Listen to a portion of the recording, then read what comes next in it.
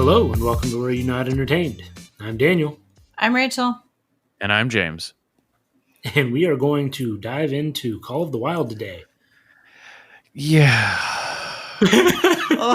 Oh boy. All the happiness. I'm going to start off on this one because I read Call of the Wild as a kid. I loved it. Too. It's a really easy read, and it's a great read for somebody who's trying to get a young boy into books, at least, especially a boy like me who had, that kind of boy and his dog mentality. I always had a dog growing up. I loved my dog, and, I always thought of my dog as one of my best friends as a kid, even though I know as an adult that sounds hokey, but, I've always had that kind and I loved Call of the Wild. It was a great read. It was so adventurous. And what's up? I said the book. The book, yes. And to be honest with you, when it comes to the movie, I was really not looking forward to watching it based off the trailer because the Uncanny Valley is hitting hard in this one. Like, it was Polar Express all over again, but it was specifically with the dog. Now, I feel like they touched up a lot of the visuals for the environment. Maybe it's totally fake. I don't even know. I didn't dig in to find out whether they shot on location or anything like that. Mm-hmm. But I actually felt like the acting was pretty good. I mean, it was cheesy, but the book is pretty simple and it's got, pretty archetypal characters to it to a degree. I was actually impressed with Harrison Ford's performance and the rest of the cast. I liked pretty much every person in there for, whatever role they were. And it all comes down to the dog, man. Buck. That dog just looks so fake all the time. And I understand that with movies like Sonic coming out recently, that they feel like that it's more accepted than it is. But that's because Sonic is such an outrageously weird and alien looking creature in the first place that making it look CG isn't a bother. Where something it's literally a cartoon. Right, where something like a dog, we know what dogs look like. Our brains are programmed to appreciate the face of a dog and vice versa. It is blatantly obvious when they are not real. Now, the wolves actually looked really, really good in this. I still could tell, but they look great. Same thing with the bear. But Buck, man, even the rest of his pack, the sled dog pack, they looked really good. I don't know what it was. I guess it was trying to make him more emotive, and the facial expressions they gave him made him look animated in a way that just animals aren't. And he was like the Jim Carrey of dogs or something.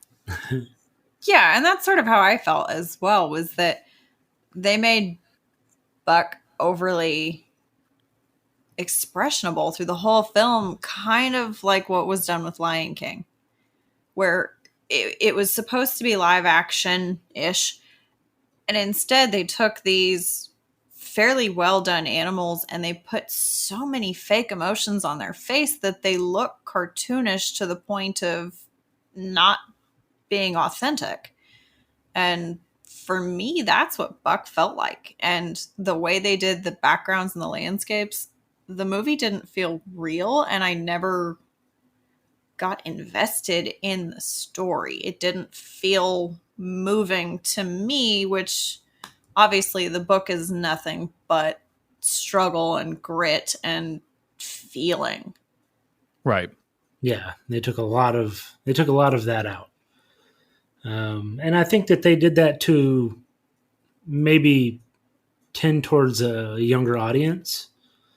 But yeah, I totally agree. I felt like Buck was a cartoon character, much like you said Sonic earlier. So much like Sonic. Yeah. I think that's the most recent comparison, especially because they had the issue where Sonic looked a little too real with like teeth and stuff like that in the early design, and they ended up delaying the movie so they could redesign Sonic because it was such an uncanny valley whenever the first design got released in Yeah, images and movie clips. Nobody was happy about that one. No, it looked freaky, man. And the new design is good. I like the new design of Sonic. Yeah, and this isn't done intentionally in the way that Hop or Who Framed Roger Rabbit. It's not intentionally supposed to be a cartoon character right in a new world setting. Right. That's what bothered me about it. Yeah, it was. I don't know if they did a bad job on the CG on purpose. Like I said, just to kind of make him a little more cartoon to attract a younger audience. But they sure did. I mean, it didn't. I don't think of one time where it really actually where he really looked like a real dog. Like he had instances where he had movement or acted like a real dog, but did not ever really look like a dog. Sure, he behaved like a real dog. There's plenty of things he did that you've seen your pet do, but they tried to kid-friendly this movie to a point that I think they kind of lost the heart of Call of the Wild. Agreed. In an overview sense, it is pretty true to the plot of the book. Yeah. Right. So you at a very high level, yeah. You do follow the judge's dog on this journey of being kidnapped and sold to Shanghai, man. That's straight up. That is exactly what happened. Exactly. Yeah. And so in that sense, it's true to the book. He is the postal carrier. He does these other things, but they took out all of the really negative sides of it. None of the dogs kill each other. None of the people really murder each other or do these super gritty, realistic Yukon activities that are 1890s in the book. Yeah. Right. And I mean, fair enough. The book was written a long time ago, so it has a different sensibility. You know, the gritty side of life was a little bit more acceptable for a younger audience than it is today. And so I can understand softening those blows, but I don't know. It just really comes down to the character modeling of Buck for me, because it just felt so unrealistic. I thought about it early on when he was being, I guess, Dennis the Menace of the town, as you know, while he was still owned by the judge before he got shanghaied. And I kind of was like, it would make more sense if he was a kid to a degree. The amount of mischief and at the same time still people didn't just like kick his ass out. I mean, like I appreciate the fact that he ran into some pretty incredible people to understand the intelligence and heart that he had. But I don't know. Some of his earlier escapades, I was kind of like, wow. Yeah, I mean, there's a lot of dogs who back then would have just been shot for that. And don't get me wrong, I'm not happy with that fact, but they weren't treated like family members as much back then as they are now. So I don't know. Yeah, there was definitely a weird kind of portrayal of Buck, and I guess it's the cinematic aspect that you don't have the internal narrative that you get, the monologue that you get from a book, which is always a problem in translation. But yeah, it was off-putting, and it was hard to stay into the story. And if I hadn't ever read the book and didn't have the love for it that I did as a child, I don't think I would have even liked this movie as much as I do, which isn't much. Yeah, and you have the total fabrication of Thornton, right? So Harrison Ford's character, he's not really in the book the way he is in the movie. He doesn't have this tragic backstory and this drinking problem that the dog wants to solve. And it just somehow didn't work. Which is one of the most unrealistic aspects of, like, Buck's character. Right. Well, the I fact that mean, he's a out of cartoon dog. Yeah. out of all of the aspects that he has, most of them can be like, well, a smart dog would understand that. But like the idea that he would recognize that he has a drinking problem and knock his glass over and take his booze, like that's ridiculous. It's absolutely ridiculous. Yeah, I don't have a nicer way to put that. No, Ridiculous. I think they did a lot of these things. So this movie is rated PG, right? It is. It's a kid's movie. Again, I really feel like it's geared towards kids, even though. So when you think about it, and I read the book a long time ago, and I didn't really remember it, but I kind of got an overview of it yesterday. And it's not really a children's book. Like it's written at a lower reading level so that you can read it as a child. Right. And as a child, you don't necessarily comprehend all of the themes that are in the book. But to look at it as an adult, you go, oh, wow. Yeah. And I mean, and it's much older, but look at something like The Neverending Story. There's some dark and deep themes in that. And so I think that just kind of goes to show the kind of sheltering. I guess that's a kind of the wrong way to put it, but the softer touch, at least, that's been applied to what we find appropriate for kids nowadays compared to the past. Yeah, there was some dark stuff in Call of the Wild, but I remember as a kid finding that like fascinating because I always felt like there was that darker side of the world that I was being hidden from, was being hidden from me. Well, and I would think of Call of the Wild as more young adult nowadays. Yeah. I think that if you were to release it nowadays, it would definitely be put in that, 13, 14 age bracket. Yeah, it's more on par with like Hatchet or White Giver. Fang, that sort of. The Giver, yeah, good one. Yeah. This was. Yeah, I think this was really toned down, and I think that when I say cartoon in this sense, so the dog looks like a cartoon in the movie, but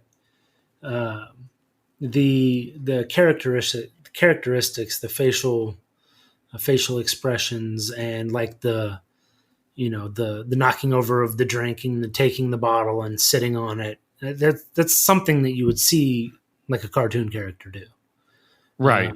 A cartoon that's trying to imitate real life, right?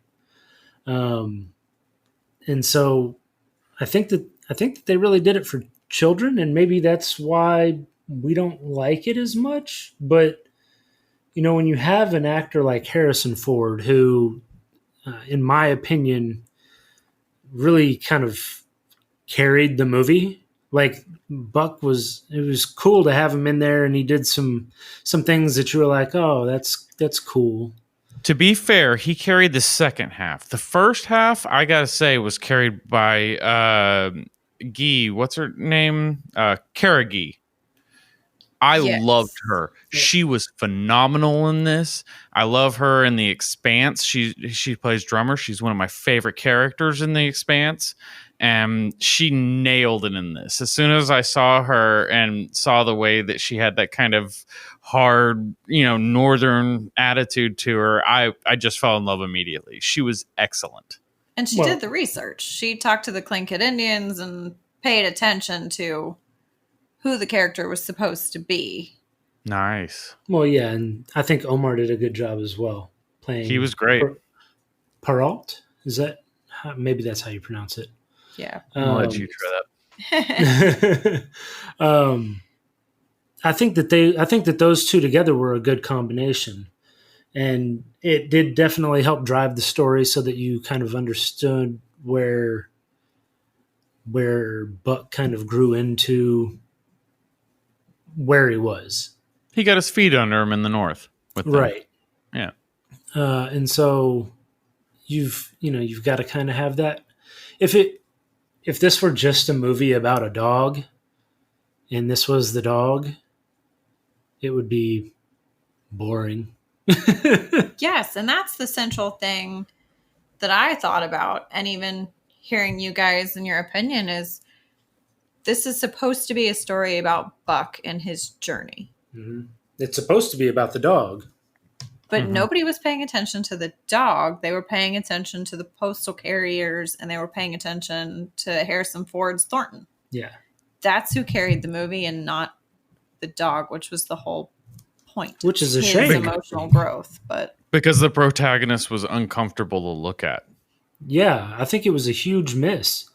Yeah. I think that with the human characters that were in this, other than I don't remember his name, the bad guy, Hal, I think. Yeah, I thought his character was kind of campy and hokey as well. I thought he fit along with the dog great. It was very cliche, yes. Yes, but with the other actors that you have in this, I mean, they actually did a good job. And at the time, they can't know what the dog is going to look like. So I think it's really disappointing. I wouldn't be surprised if they were disappointed in, we worked hard and we did a good job. And then you look at it and you're like, well, what is this? Right. I think the cartoon aspect of Buck would have carried a lot better if they had had a narrator for him. Somebody to tell you his inner thoughts and to tell you his movement consistently rather than the little snippets of Thornton that you got.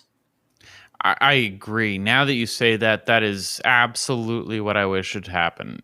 I wish that it hadn't been what's his name? Thornton. Yes. I wish it hadn't been Thornton narrating. I wish that it had been or at least somebody not in the movie to where it could theoretically be like a subconscious of Buck or something like that. Right. Yes. And some sort of like omnipotent narrator. Right. A telling like of that. some sort where you had an insight into the character of the dog. Yes. Right. Yeah. But to hit on a positive thing I liked about it, at least, the red plaid suit that they put Dan Stevens in for most of this, that's actually the fabric from the Yukon Gold Rush. They found that at a camp. So at least that's authentic. So wow, I was impressed. That's funny because that is the only thing that I just like noticed as far as costume goes. Obviously Harrison Ford's hat, because it's literally a plot point. Yes. Right. But other than that, like that jacket was just so discernible. Because I was like, he wears that jacket all the time, but at the same time, I was like, but he's got a very recognizable face compared to the grizzled old faces that you see around. And so it was one of those things that I felt like it was a way to distinguish the bad guy when he didn't need as much distinguishing. But at the same time, that's kind of awesome, and that makes sense why he was wearing it the whole time. It's a very special coat. Right. Yes. And also, apparently, the dogs, their sled team, each dog individually was modeled after one of the 7 dwarves. Huh. Interesting. Which, in hearing, I kind of thought back, and it does sort of make sense that I can see some of the reflections of the individual dwarves in there. Like, obviously, your leader is grumpy. Yeah. Yeah. You get that one. And the dog that sneezes throughout the film every time he sniffs the snow. Yeah. Okay. That's interesting. That is interesting. Huh. I like that. Yeah. You had to have paid some serious attention to catch that. And I do have to say that as much crap as we've given this movie, and as much as it is a shadow of the depth that I feel the book is. And that's not always the case with movies turned in, movies from books. I did have some moments that I liked about it. And a lot of that was because of the human acting, not the dog. But, I didn't it wasn't pulling teeth to sit through the movie. Right.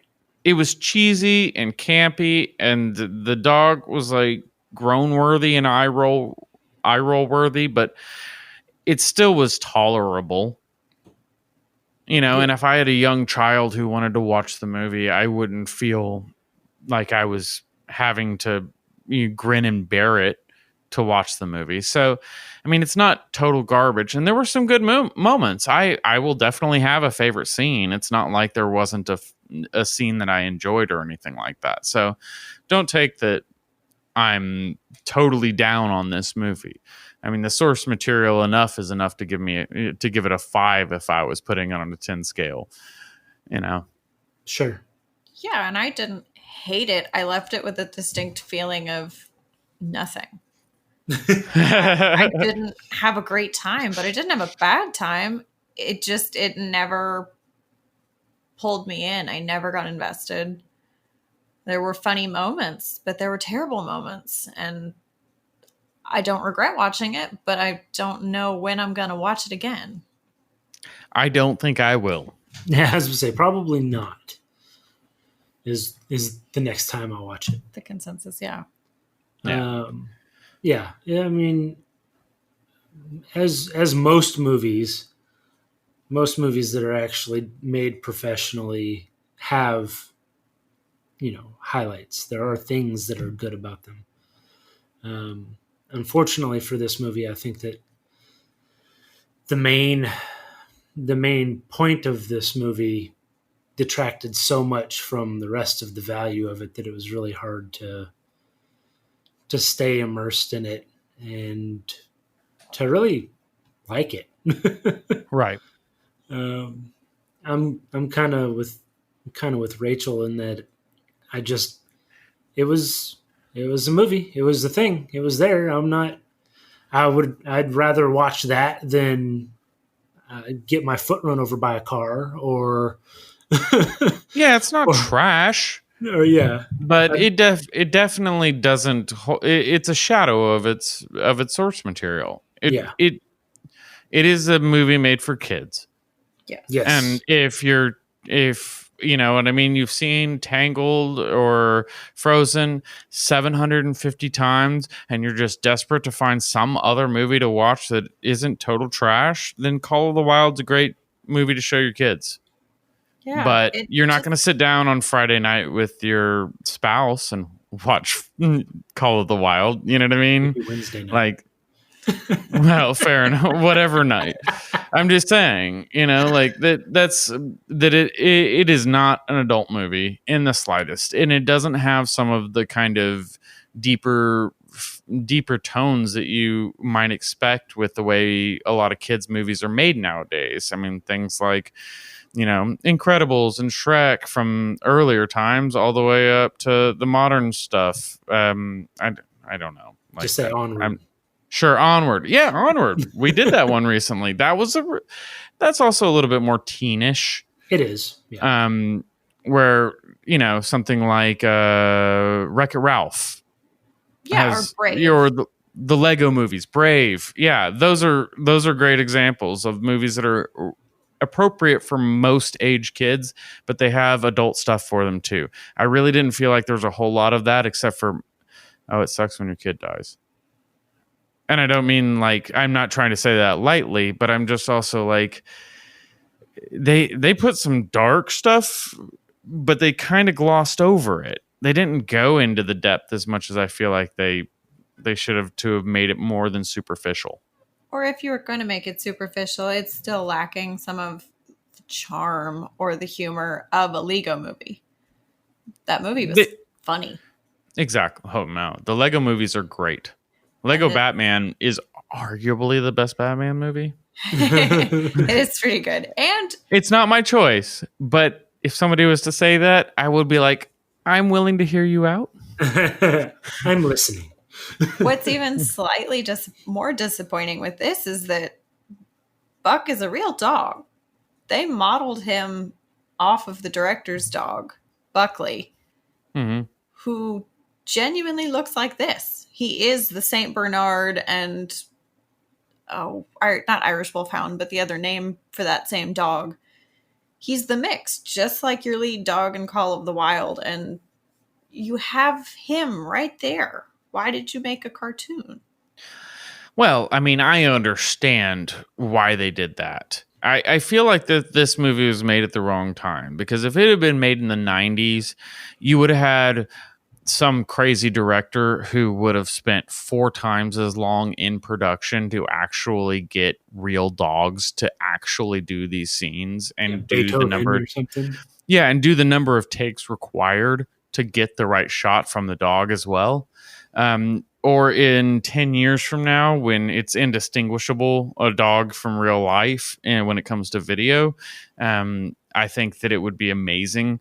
But right now, like, oh my God, the time and effort that it would take to get a dog to do these scenes and at the same time still keep them safe. So you're not having dogs who are mortally injured during production.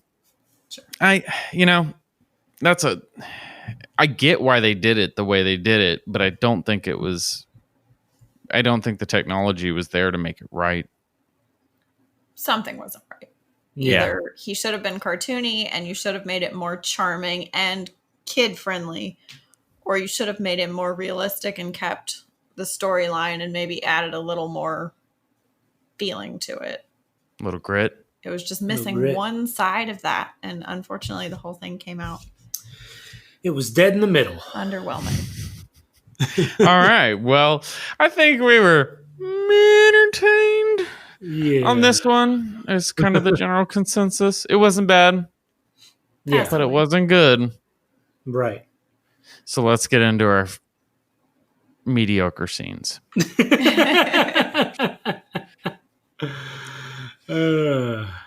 So Daniel, what was your favorite scene? So I picked the scene where they're crossing the ice, and what's her name? Francois? Yes, goes in, and Buck just goes charging after her and dives in after her and grabs her and gets her out. Well, gets her through the ice, and she gets pulled out, and then he gets sucked under. And Peralt is desperately trying to save him. Yeah, he breaks his knife. He's beaten on the ice. And it's, you have the old classic where he's just, what you doing, buddy? Standing right behind you. Mm-hmm. It's not an uncommon or surprising scene. I kind of expected that to happen. Obviously, they wouldn't have had the rest of the movie. Right. I mean, that's a short movie if that's the way it ends. Yeah. But I really did enjoy,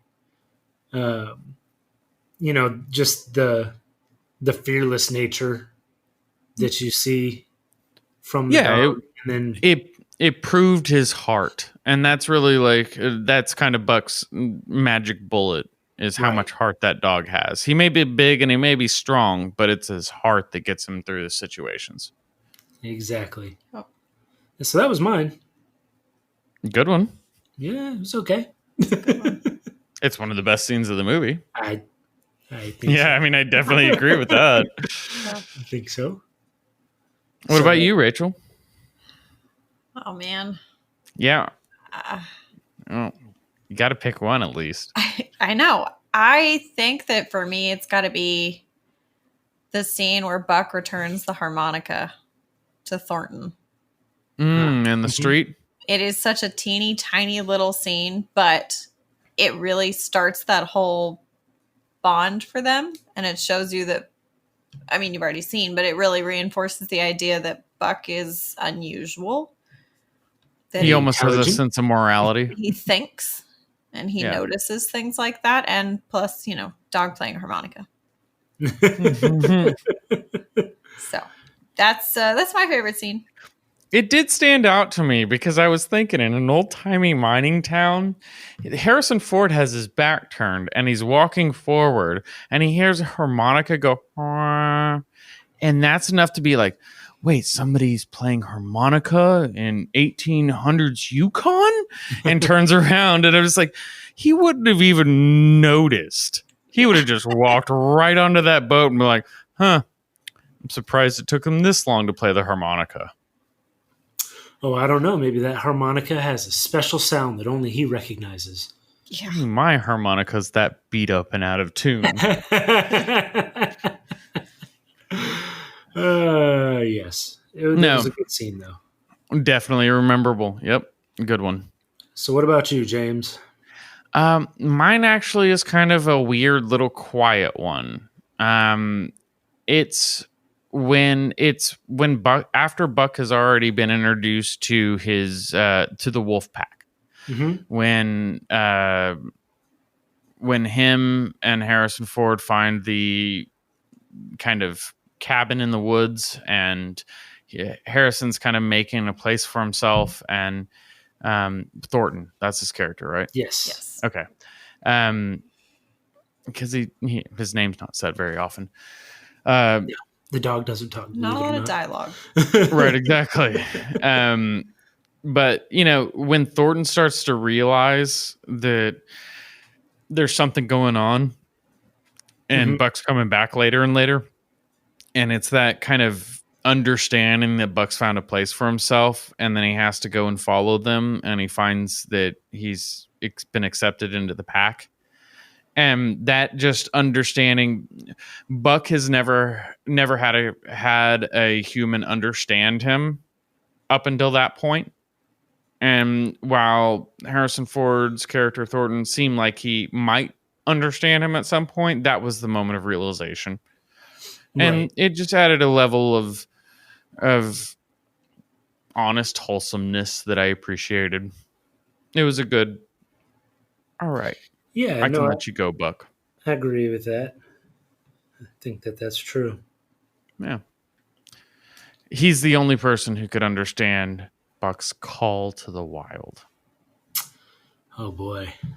Yeah. So deep, and yet so shallow. Hey, I'm working with what I got. So shallow. Yeah. Yes, you did. So shallow. Okay. All right. Well, that's going to wrap it up for Call of the Wild.